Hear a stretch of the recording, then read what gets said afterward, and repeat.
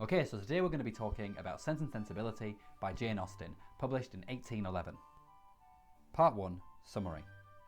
Henry Dashwood lives with his second wife and their 3 daughters at Norland Park, a large country estate in Essex. Henry's inheritance is such that he can only leave Norland Park and his wealth to the son from his first marriage, John. Before he dies, Henry makes John promise to provide security for his stepmother and 3 half-sisters, Eleanor, Marianne and Margaret. Unfortunately, John, spurred on by his selfish wife Fanny, fails in his promise, and the Dashwood daughters and their mother must leave Norland Park with only a small income to keep them. Mrs. Dashwood moves her family to Barton College in Devonshire, near the home of her cousin, Sir John Middleton. Sense and Sensibility focuses on the romantic lives of the eldest Dashwood daughters, Marianne and Eleanor, who each represent the 2 title themes. The more emotional and expressive Marianne represents sensibility, while the more demure Eleanor represents sense. Marianne finds herself incapable of relating to the good-hearted but superficially cold Colonel Brandon, a 35-year-old colonel who is devoted to her. Instead, she finds herself caught up in a whirlwind romance with the enigmatic and charming Mr. Willoughby. Meanwhile, Eleanor finds herself fallen in love with Fanny's brother, Edward Ferrars, but her sense and lack of spirit prevents her from expressing her love for him when she should, and nearly results in heartbreak. Part 2, Themes and Characters, Sense and Sensibility. What's great about Sense and Sensibility is that already with the title you just get a sense for what this story is going to be about. By setting the title up with these 2 themes, sense and sensibility, you already know that it's going to explore these 2 ideas, and these 2 ideas are obviously explored through the characters of Marianne and Eleanor. Now obviously a lot of novels tie characters and themes together all the time, but one thing that can often happen in a less good novel, say, is when the themes take over the characters to the point where the characters are just basically just living themes and not real human beings. But with Sense and Sensibility, Austen is able to create 2 sisters who, although they do represent these themes, are certainly more than just these themes. And in fact, both of them have aspects of sense and sensibility within them as well. By sense, Austen refers to the ability to have good judgment, reason, and having a degree of control over one's emotions, especially how one expresses their emotions to others. Sensibility, on the other hand, is more about being overly sensitive and in touch with your emotions, and often being incapable of controlling them and hiding them from others. Eleanor is definitely the most sensible of the Dashwoods. She's often criticising Marianne for running headfirst into things with her emotions, and she's also a bit like this with her own mother, who is also a bit of a romantic soul. But at the same time, Eleanor is not a completely cold person, and although Marianne, for example, does sometimes pick her up on this and say that she's quite a cold person, inside Eleanor has a very rich emotional life and ability to empathise. It's just that she keeps these things more concealed than some of the more expressive characters. I think for the most part Austen does seem to come down on the side of sense, but she certainly notes that there are specific flaws that both Marianne and Eleanor have because of their various personalities.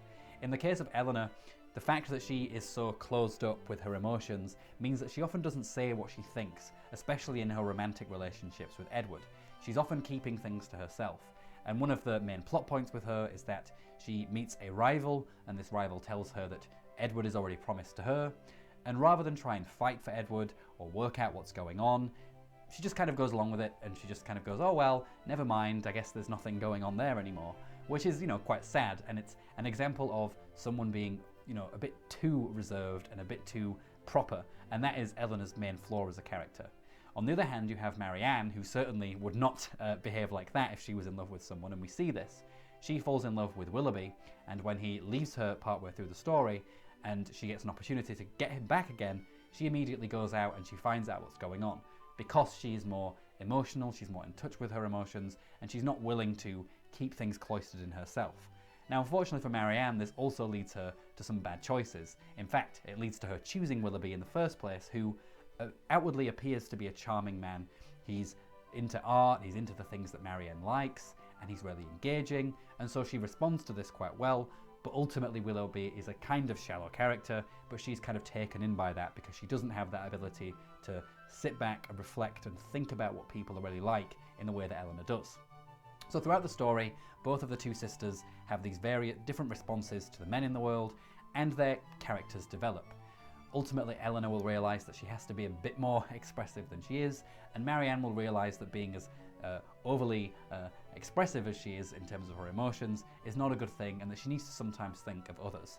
And I like that, because I think it would have been very easy and maybe even lazy, shall we say, for Austen to just kind of say that sense is, the best one and sensibility is bad.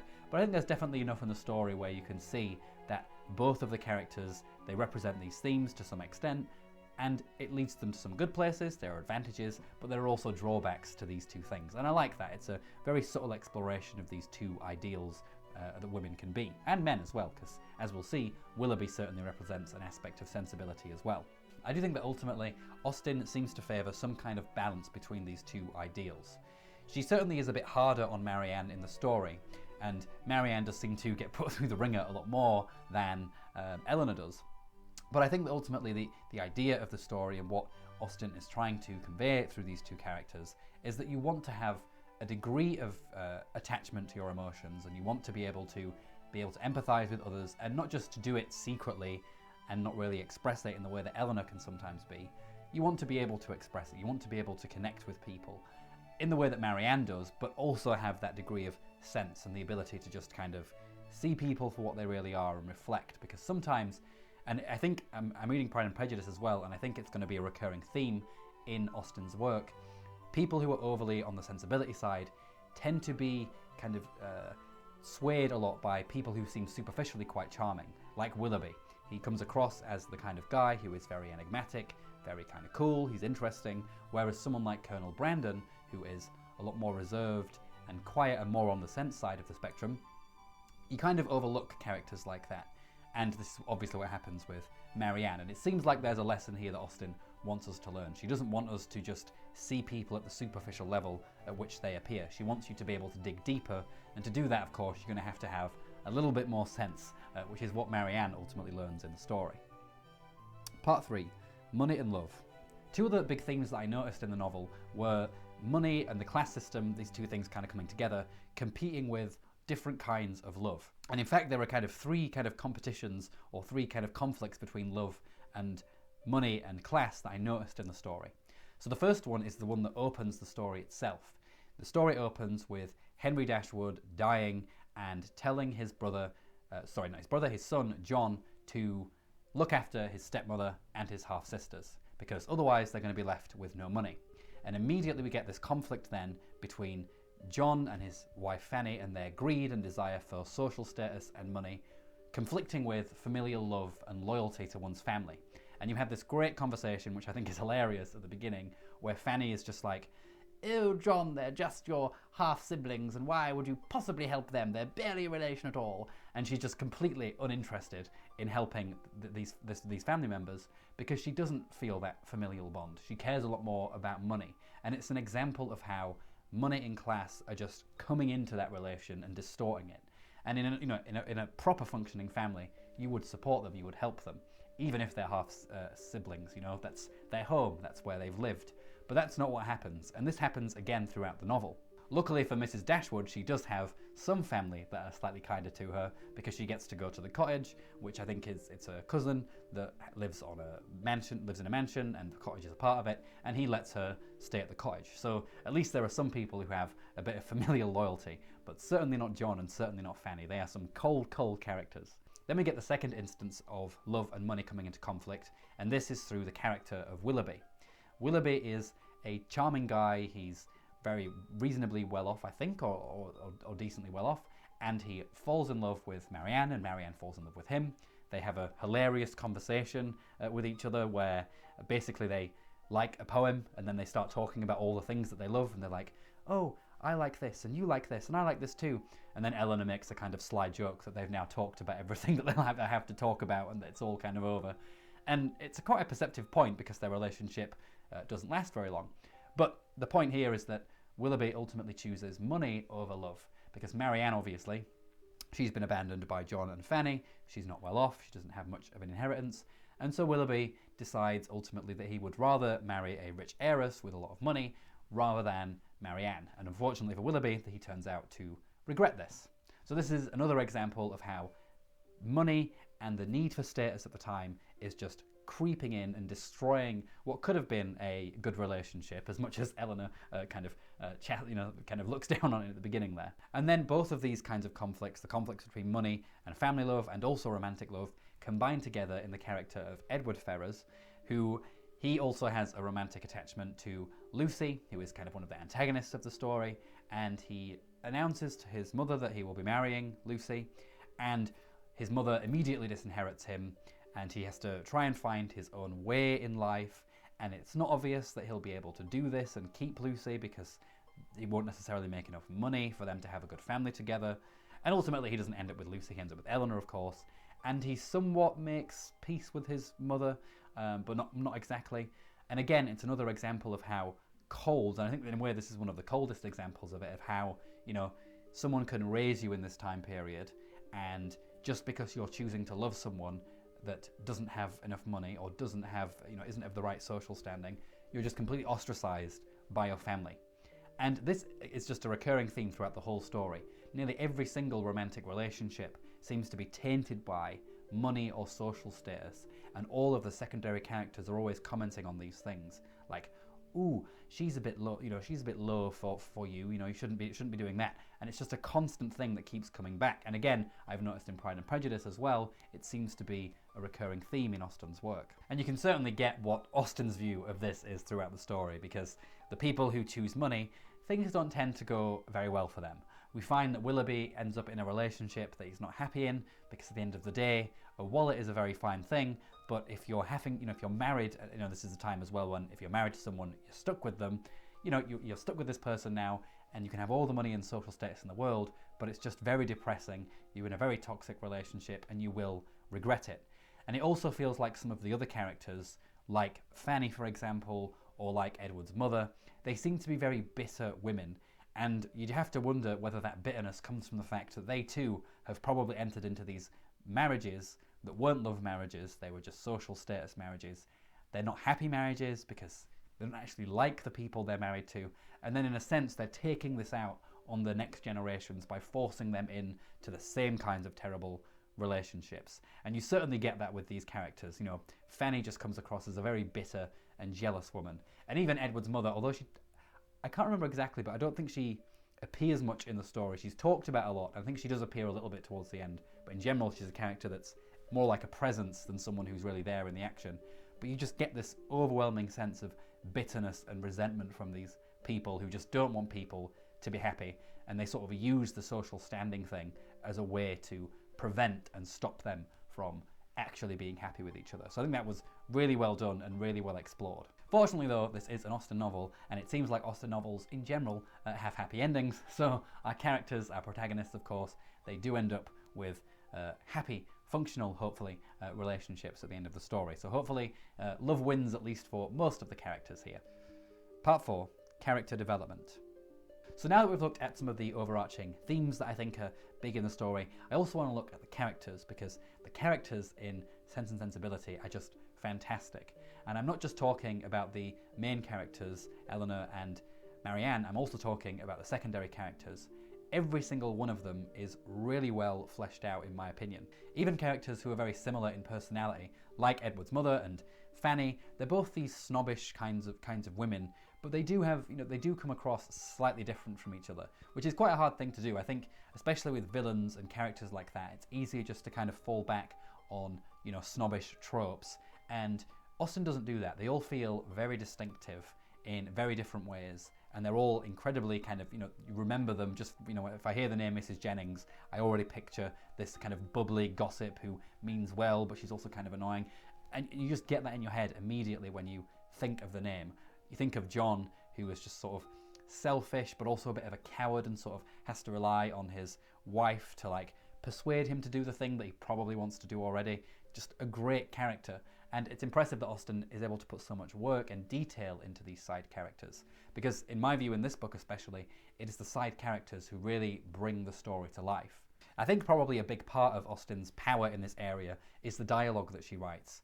Like, I think all the bits that I remember from the story are always certain things that characters say. Like when Fanny is telling John that, you know, you shouldn't give, you know, half-sisters aren't really siblings, and that is, she uses that to convince him not to give not to convince him not to give his sisters money. You just remember it, and it's really good.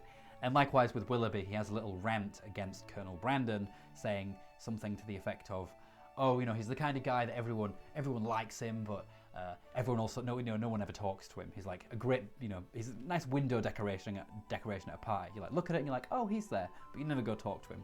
And just little bits like this, they just reveal so much about character, these bits of dialogue, and they're also unique to each character as well. You couldn't imagine another character quite speaking in the way that Willoughby speaks or that Fanny speaks, which is a really difficult thing to do. I mean, I find when I do my writing, dialogue is one of the hardest things to do, and Austen just seems to have really got dialogue refined and done really well. And that's not to say the prose aren't bad, because they're also fantastic, but yeah, the dialogue is amazing, and it reflects the characters really well in the story. She also does relationships very well, and I actually think that with Marianne and Eleanor, as individual characters, I do like them. I do think Marianne is a little bit more lightweight, and she doesn't have as much depth, and I will talk about this more in a minute. But as a relationship, as a pair, as sisters, they are fantastic, and I think their sisterly relationship is wonderful and just really brings to life the kinds of relationships that sisters have.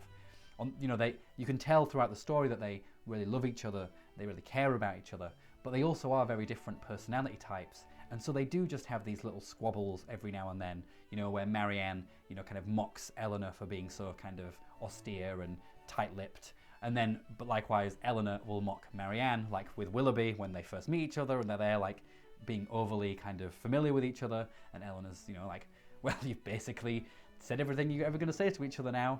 And just moments like that are wonderful and really accurate for what sibling relationships are like, because although you do care about each other a lot, you are together all the time, and so you do know, you do get irritated with each other constantly. And I like that they have this wonderful relationship, and it's a wonderful kind of central kind of centerpiece for the story. The fact that we're not just exploring, kind of having a typical coming of age story where you're following one girl or one guy's journey as they're growing up. Instead, you've got two sisters who are very different, have some kind of similarities, but by and large very different, and we're seeing how they navigate this world and what this does to them. I think it's a really interesting way to tell a coming of age story, and it also gives you a great relationship at the center of the story as well, which is just fantastic. I also wanted to talk a little bit about Willoughby, because I think he is, of the male leads, I think he's definitely the most interesting and the most complex. Now, at his kind of core, Willoughby is kind of like the wolf archetype, if you like. He's the charming thing that Little Red Riding Hood sees and is charmed by, and then ultimately eats her. He's a bit like that. But he also is a bit more than that. It would be quite easy, I think, for Austen to have just told a story where Willoughby is just a lesson for Marianne. The lesson is he's charming and attractive. Colonel Brandon is sort of less obviously a good person. He just seems kind of shy and in the background. And her lesson is charming man bad, other man sensible, kind of austere man good, and we kind of leave it there. But actually, Austen takes the time to actually really understand a character like Willoughby, and we get a scene later on in the story, long after Willoughby has jilted Marianne. Marianne is ill, and Willoughby finds out and comes to see her because he thinks she's going to die, and he's really upset about this, and he doesn't see her, but he does see Eleanor, and he basically tells his side of the story. He confesses that he did jilt Marianne for money. He also confesses that he feels terrible about this and that he's kind of made a really bad decision and he's ruined his life, and he gets a kind of redemption. And I think that was really important, because otherwise he would just be, the kind of wolf where it's just charming but ultimately bad with nothing else there. But I think by Austen having this scene, it not only gives a great resolution to that kind of plot with Marianne, because we actually work out what happened with Willoughby and what his motivations were, but it also just makes him a more interesting and fleshed out character. And I also like that then, after this, Austen still plays around with it by saying, she has the two sisters discuss Willoughby and what he said, and they ultimately wonder whether Willoughby as a person is just too flaky and capricious, and whether really he might have just, if he'd have married Marianne, maybe he would have just wanted the money and regretted it for that reason, because he does seem to be the sort of person who is like that. He's very flighty. He's very kind of, if we're thinking about Sense and Sensibility, he's like the extreme of sensibility, to the point where he's just unreliable, his emotions change every day, and so, you don't want to be around that. That's quite bad. So I like that. I like that Austen spends the time with her kind of one of her main antagonists to really just flesh them out and try and understand them in a little bit more detail. I kind of wish she did the same with Lucy, who is another antagonist in the story, more of an antagonist for Eleanor. She does come across as a little bit flat as a character, but at least she managed to do it with some of them, and Lucy is still kind of a good example of a not a very nice woman, shall we say. There is also one final thing that I like about this kind of fleshing out of villains. Now, Austen is someone, I believe, who is very much of the belief that literature should be kind of morally improving and that you should learn good moral lessons from literature. And as anyone from this channel will know, I really don't like moralizing in literature, but I think that there is a difference between moralizing and telling a moral tale, and I think that Austen fits much more on the side of telling a moral tale without moralizing.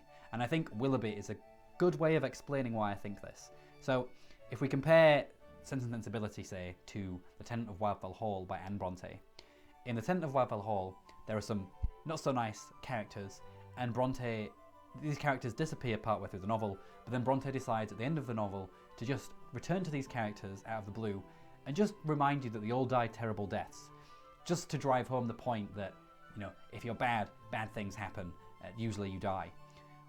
Whereas Austen doesn't necessarily do that, and with Anne Bronte as well, she doesn't really humanise those characters, they're just seen as bad. But in the case of Sense and Sensibility, obviously Willoughby does end up in an unhappy place, but it's because of a specific decision that he made for a start. So it makes logical sense that he's unhappy, because he made a decision that he shouldn't have made. He shouldn't have chosen money over love, because you can't sustain a relationship on coins forever. But also, the fact that she chose to then humanise Willoughby as well and to try and empathise with and understand why he would do that just adds a certain aspect to the story that makes you empathise with the villain. So it doesn't come across as moralising. For me, when someone's moralising, it's when they're just saying, if you do the bad thing, then, everything bad will happen to you, you're a terrible person, and there's nothing at all of a redeeming quality. And that to me is not good writing, and that to me is that's the kind of moralising that I dislike. Whereas if you're telling a moral tale where, bad things can still happen to bad people, but you still take the time to understand why bad people do the things that they do, that's just a much more interesting story, and it doesn't come across as preachy and kind of bad, or in my view, bad writing. So I will give her credit for that, because, something that in general I think is quite hard to do well, to tell a moral tale without being too much on the moralising side. But Austen, she really does manage to pull it off, which is pretty impressive. Part 5, A Fudged Romance.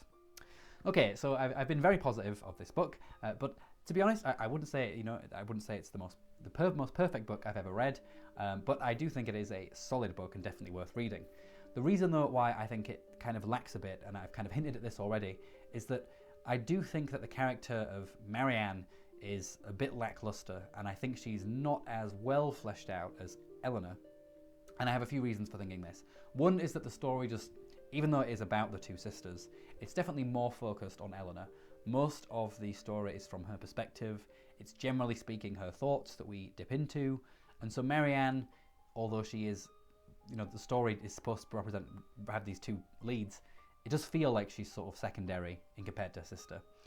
And also I think that this kind of means that Marianne doesn't get the kind of development that she really needs to get in the story. So she has this relationship with Willoughby, and she also has Colonel Brandon as her alternative lover, if you like. But for most of the story, she's really not interested in Colonel Brandon at all. She thinks he's a nice person, but she complains that he's like quite old, which he is. I mean, I think she's 16 and he's 35, so talk about age gaps. So she's not into him. She thinks he's just a bit too reserved. But at the end of the novel, she ends up marrying Colonel Brandon. And I just didn't think that character change was very well motivated. It was just a little bit too quick. Whereas with Eleanor and her relationship with Edward, that made more sense. And the resolution for that made sense, because they were in love throughout the whole story anyway. And so they just had an obstacle, Lucy, to overcome, and when they overcome it, they can get married. Whereas with Marianne, it was like, she has her kind of main story arc, which is she embodies sensibility. She's a little bit selfish because she's so wrapped up in her own emotions all the time. She becomes obsessed with Willoughby. It goes wrong. She learns her lesson. She then has this little speech where she's like, I'm going to be more, more empathetic, and I'm going to care more about my family. And she even like says that she's never going to, she'd be like a spinster, but obviously that doesn't happen. But then at the end of the story, we just get this really big kind of rush to, and Marianne and Colonel Brandon are now together. And I just thought it was a bit too quick, and I just don't think Austen really pulled it off. I think that what was needed to make that work would have just been a bit of stuff earlier on in the story to develop something between Marianne and Colonel Brandon, just to give you a sense of why they would end up together. Because it's not obvious to me that just because Marianne has had this bad romance with Willoughby and realises that she needs to be a bit more sensible, that she would suddenly fall in love with someone who, is so much older than her. And, in the time period that wasn't necessarily as much as an issue, but it is an issue for her because she mentions it. And who they don't really seem to have much chemistry as a couple. So, I don't know. It's just something that did bug me about the story. I feel like Marianne as a character is just a little bit inconsistent, lacks the kind of development that Eleanor has, and I don't really think her relationship with Colonel Brandon is very believable. I think just a bit more work. And I don't even wonder if it might have just been better to have kind of ended the story with Eleanor being married, and that's kind of the resolution of her story, where she overcomes her kind of reserve to tell to speak up with her emotions. Marianne has already had her kind of plot arc with Willoughby, and you could kind of suggest at the end of the story that she's starting to warm to Colonel Brandon and hint that they're going to get married sometime in the future, to sort of leave it open-ended, because that would make more sense. You can certainly see that the relationship might start to develop. It's just that it moves too quickly. So that, if I was going to be critical, that's one aspect of the story that I just didn't think quite worked. That being said, I do like the end of the story when it talks about how they end up living near each other, and it says something to the effect of, it's not really happy ever after. They still bicker with each other, and their husbands bicker with each other, and I like that because it's just, Austen gives you a happy ending, but she also recognises that a happy ending doesn't necessarily mean that life will run smoothly forever. So in a way, I like where the story does end. I just think that Marianne needed a little bit more work to really make her ending very believable. Part 6, concluding thoughts. So overall, as you may have guessed from this discussion, I think that Sense and Sensibility is a wonderful book and a great way to start my read through Austen's work. I think it's got interesting things to say. I like the fact that you have these two themes that are embodied in these two characters, but without the themes becoming, dominant to the point where the characters are just embodiments of themes, not people. I like that. I think it's really well done. I like the way that we're following these two girls and seeing how they navigate through the kind of social world of the time and how they respond to the different men in their lives, and also their relationship with each other and how that develops over time as well. I just think it's really great, and just, like I said, a great centerpiece for the story. Also, I like the way that Austen explores how money and social status just infect and prevent people from being able to love who they want, and even to be good family members to each other or good friends to each other. The amount of times that people won't help people because they're of a lower class, or because it just doesn't make good business sense for the fact. It's just awful that people could be that way. And I think Austen just does a really good job of exploring that and exploring how damaging it is to the ability just to love each other. It's fantastic. Also, you just have a great cast of characters, wonderful prose. Austen, as I said in my reading vlog last week, she just has a very breezy writing style, and it's just so, it's just amazing that a text from 1811 can be so, it's just so easy to read. You just don't usually get that. It's usually the older a text is, the more stuffy it is, and yet Austen can still just sound incredibly modern.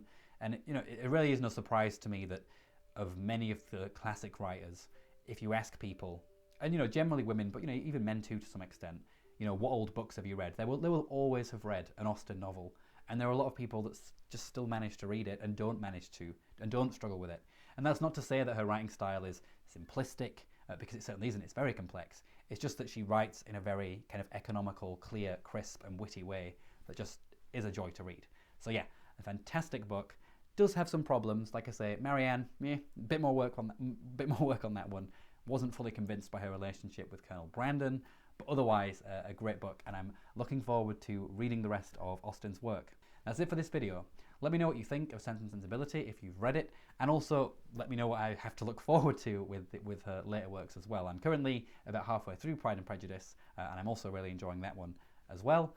But that is it for this video. Ta-ra!